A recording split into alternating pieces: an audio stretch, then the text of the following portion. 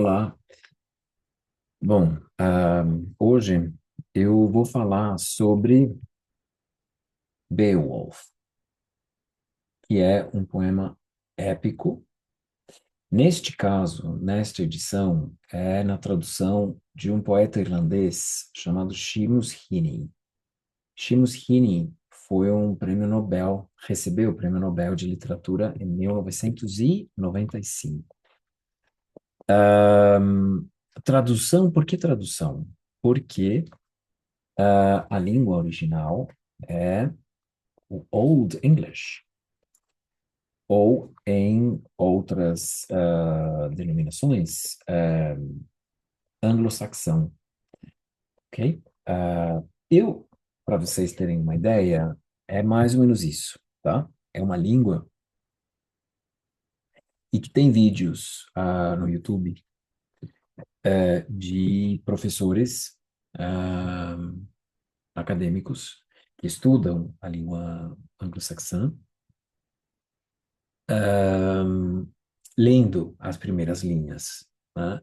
E pelo que eu ouvi, tá? Eu não conheço a língua, mas as primeiras, o primeiro verso seria mais ou menos assim: Quaet we gardena in gear dagum, theod syninga, thrin gefrynon. Algo assim, tá? Eu até peço desculpas pelo atrevimento. Mas eu estou falando sério. Eu não conheço a língua, ah, mas já só ouvindo esses vídeos no YouTube, fico com vontade de estudar ou de ficar ouvindo. Tem uma sonoridade linda, maravilhosa. Enfim, e é um poema épico escrito nesta língua que é denominada Old English, tá? Acredita-se que este poema tenha sido escrito em algum momento entre o século sétimo e o século XI da nossa era, ok? E o que é um poema épico? E por que, ah, enfim, lemos essa obra? Talvez não seja a melhor das perguntas, mas eu li com um aluno avançado de inglês. Ele é interessado em literatura, e quando eu propus ler Beowulf, ele gostou da ideia e iniciamos essa empreitada. Evidentemente, a gente leu a tradução para o inglês contemporâneo e não é a única tradução, tá? Eu confesso que essa foi a primeira que eu vi na internet e eu comprei. Tem também, vocês podem pesquisar na internet, tem vídeos de pessoas que falam das diferentes traduções, né? E como diz um amigo tradutor,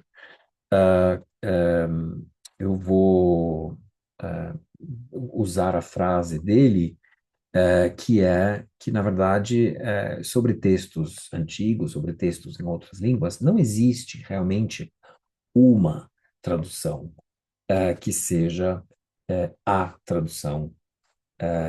Você pode gostar mais de uma ou de outra, mas na verdade existem traduções sobre uma mesma obra.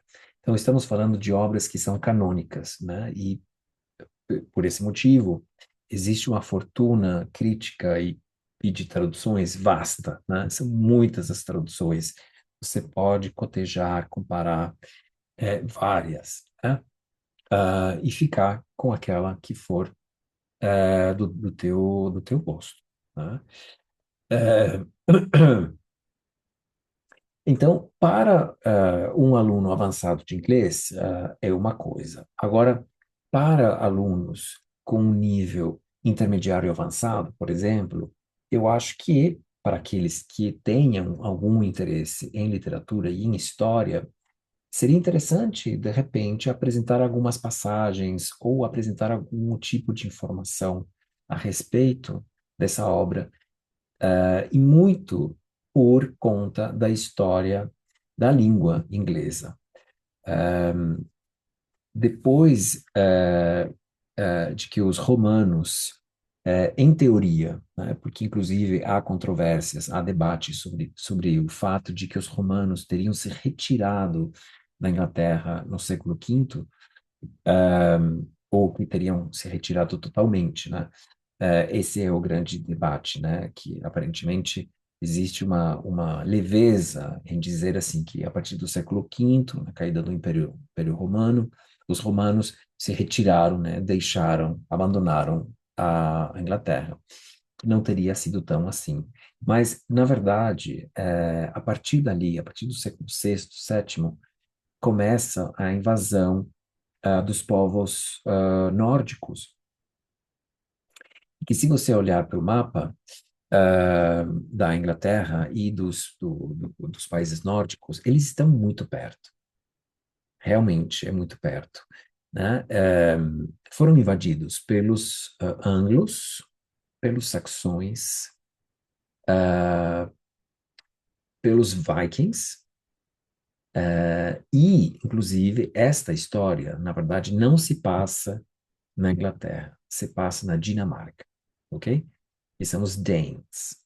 Então, olha a quantidade de povos, são os anglos, os saxões, dentro da história de Beowulf, estão também os Frisians, que são um povo, uma comunidade que está hoje no que hoje em dia são os Países Baixos, tá? Tem os dinamarqueses, né? Os Danes, até um determinado ponto, também os Jutes. Os Jutes são um povo que, em algum momento, ah, parece se fazer se fusionar com os Danes. E no sul da Suécia, estão os Geats, tá? Ah, e mais para o norte da atual Suécia, os Swedes. Então, é uma série de comunidades que invadem, né, a ilha da Inglaterra e trazem consigo suas línguas. Por isso, esta língua, tá? Por isso que esta língua, que é tão diferente do inglês, contemporâneo. É muito diferente. Aliás, a formação do inglês como conhecemos hoje, ou a forma do inglês como conhecemos hoje, teve muito, na verdade, é graças à invasão de outros povos, de outro povo, que é o povo normando, tá? Que habitava, e continua habitando, né? Quer dizer, historicamente, o norte da França, que está, né, colada ali com a Inglaterra. Então, essa parte histórica, né, da língua, da formação da língua inglesa é realmente fascinante. Ah, explica muito como, ou, na verdade, o porquê existe essa diferença tão grande entre o que a gente escreve e a gente pronuncia em inglês, né? É uma distância enorme. E por isso é tão difícil, muitas vezes, para os alunos pronunciarem ou entenderem como funciona a pronúncia da língua inglesa, né? E também é por este motivo que, às vezes, vocês vão ouvir de que os ingleses são anglo-saxões. De onde vem esse termo, os anglo-saxões? Vem dali, né? Dos povos anglos e dos povos da Saxônia, que se localizavam no que hoje em dia é ah, está ali entre a Holanda e o norte da Alemanha, né? E são povos germânicos. E são germânicos não porque sejam alemães, tá? Os alemães são também parte desta comunidade de povos germânicos, ok? São classificados como germânicos.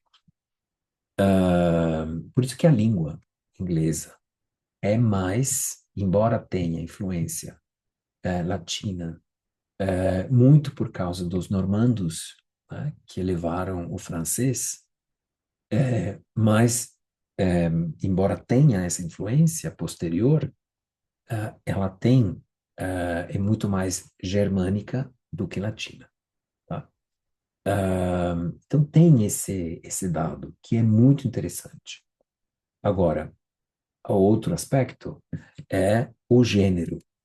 Este aqui é um poema épico. E o que é um poema épico?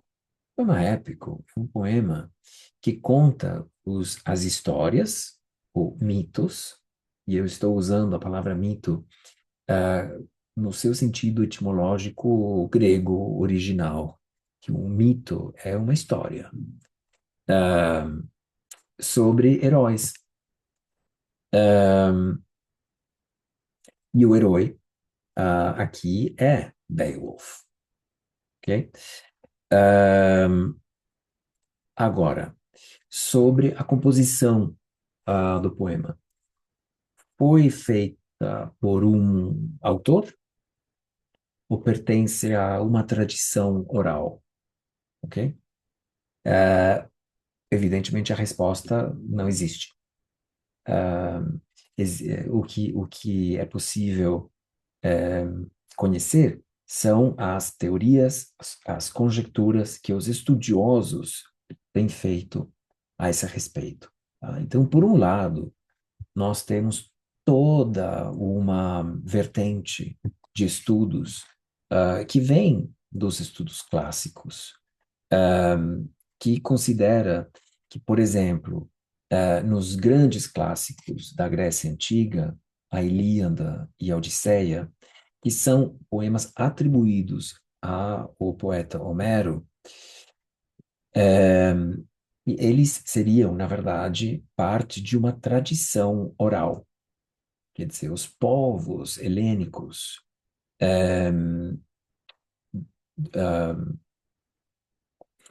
daquela época, eles, os povos helênicos, né, gregos da antiguidade, eles transmitiam essas histórias que dão conta um pouco da dos mitos de origem e de identidade, né, das comunidades. Eles transmitiam isso oralmente, de geração em geração, até que existiria uma figura, teoricamente, né, a figura de Homero, que teria sido um poeta que compilou, na verdade, de alguma maneira, esses poemas que pertenciam à tradição oral, tá? Então, me parece que seguindo essa linha de pensamento, eu vou me referir à introdução escrita pelo Seamus Heaney aqui em Beowulf, que ele se refere a uma obra que é um divisor de águas na tradição deste poema, que foi escrita por J.R.R. Tolkien. Sim, o autor do Senhor dos Anéis, que era um grande acadêmico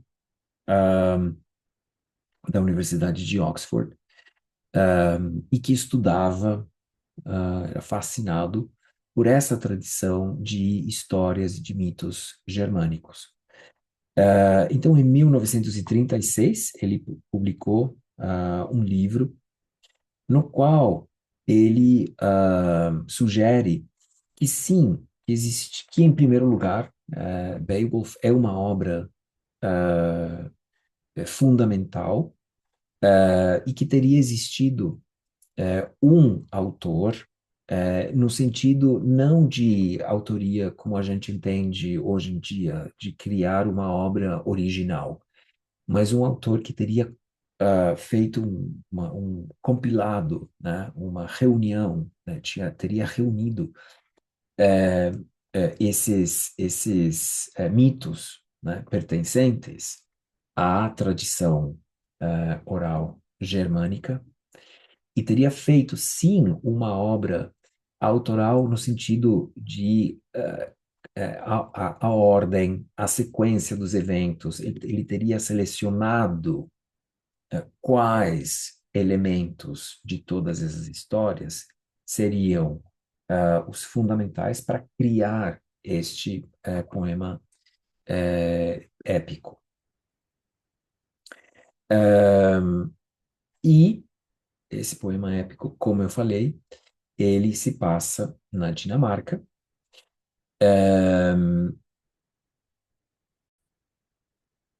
Na Dinamarca, no palácio de Herod, eh, o rei ah, dos Danes era Hrothgar. E Hrothgar e os Danes, eles estavam sendo atacados por Grendel, que é um monstro. Também existe toda um conhecimento, né, que a gente tem hoje em dia sobre o caráter até mágico, uma dimensão espiritual também sobre os monstros. Não é apenas um ser cheio de maldade que vem apenas para destruir, né? Tem um componente aí mágico nessa questão, mas ele é um ser das sombras e ele está matando, está destruindo, ele devora, né, as pessoas. Então ele está sembrando o terror, a desolação na Dinamarca. E por uma questão de reciprocidade, de hospitalidade antiga com os povos dos Geats, né? Ao norte da Dinamarca e sul da Suécia, vem o guerreiro e herói Beowulf, que tinha laços de hospitalidade antigos com o rei Hrothgar. E esse elemento é um elemento, por exemplo, que você consegue observar, você pode observar na tradição grega antiga, né? A reciprocidade, a hospitalidade, que era muito... ah, era um valor em si. Além de um valor, era uma obrigação divina. Se você faltasse à hospitalidade, você era castigado pelos deuses. Então, é algo fundamental nas histórias de heróis. E Beowulf luta contra Grendel e consegue, como era o maior dos guerreiros, consegue matá-lo.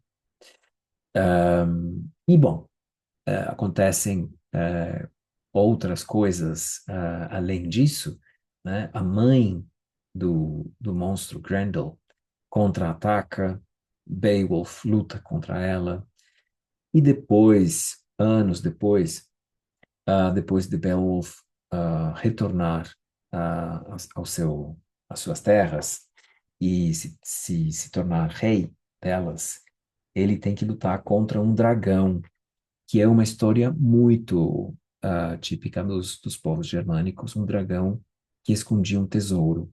Esse tesouro tinha muito ouro. Então, tem, por exemplo, o elemento, né, ouro, que perpassa, está presente na história toda, e os reis, por exemplo, têm a denominação de ring givers. Então, um ring giver nada mais é do que aquele que tem ouro, que tem dinheiro, que tem riqueza, né, e que é generoso, ring giver, ok? Isso é muito germânico, não podemos esquecer todas as histórias e os mitos que o compositor, o Richard Wagner, ele recolheu no século XIX para compor toda a série de óperas do Ouro do Rio Rin, os Anéis dos Nibelungos, as Valquírias, enfim, tá tudo ali. São histórias que têm elementos comuns, ah, tanto Beowulf como as histórias que o Wagner recolheu no século XIX e que inspiraram o J.R.R. Tolkien para escrever The Lord of the Rings. Então, the Lord of the Rings é um, um ring giver, que dá ouro, né? Que tem a questão ah, da riqueza, da realeza. E esta obra, por ter sido composta na idade, no que hoje é chamado de Idade Média, tem essa questão dos valores, tá? Dos valores da Idade Média. Os valores dos cavalheiros, os valores da lealdade ao seu rei, os valores da coragem, de lutar, inclusive dar a vida, né? Lutando ah, pelo seu rei. E, neste caso, no poema Beowulf, aparecem já elementos cristãos, tá? Aparece o Todo-Poderoso, Almighty God. Então, por isso se acredita que deve ter sido composto alguma coisa assim entre o século sétimo e o século XI, porque nesses séculos a Igreja Católica já tinha influenciado, né, os povos germânicos, já tinha se convertido numa religião oficial e tinha se espalhado por toda a Europa, porque esses povos originalmente adoravam outros deuses. Então, esta é uma obra realmente fantástica. É, a, a tradução é uma tradução muito rica, é uma tradução que requer de bastante esforço em termos de vocabulário, mais do que de sintaxe. De sintaxe não tem essa complexidade.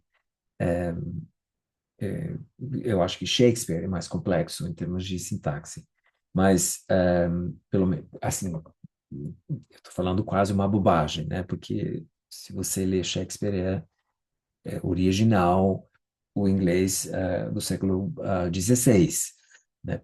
É óbvio que a sintaxe vai ser diferente. Essa é uma tradução contemporânea, né? Moderna, do século XX. Então, a sintaxe não é rebuscada. Mas o vocabulário como um bom poeta, Seamus Heaney, ele é muito seletivo com as palavras e, e cria imagens belíssimas. Então, seja com alunos avançados de inglês que, enfim, se interessem por literatura, ou alunos não tão avançados, intermediário avançados, com os quais você ou qualquer professor de inglês possa selecionar algumas passagens, eu acho que é uma obra para lá de interessante e, enfim, enriquece, né, a tua aula com, com obras canônicas, né, enfim. Eu acho isso assim muito, não só interessante, mas eu acho até necessário para sair um pouco também dos livros tradicionais de ensino de inglês, que são, tem publicações fantásticas, né? Mas que acabam sendo um pouco a mesma coisa, né? Então, eu queria falar sobre isso, né? Sobre esse poema épico tão interessante que traz, como aqui na capa do livro, todo um vocabulário relacionado a, às armaduras, os capacetes daquela época, eh, esse mail que está aqui, que são essas malhas, assim, essas redes de metal com as quais eles se protegiam. Tem muitos swords, muitas espadas, muitas lanças, muitos os escudos, enfim, tem uma série e quando fala no monstro Grendel, todo um vocabulário sobre os pântanos, os brejos, as cores escuras, os odores, enfim, é uma obra riquíssima, não é, enfim, à toa que seja canônica, né? E que está cheia de elementos surpreendentes, interessantes, que eu acho que todo aluno de inglês pode se enriquecer, né? E é isso. Obrigado.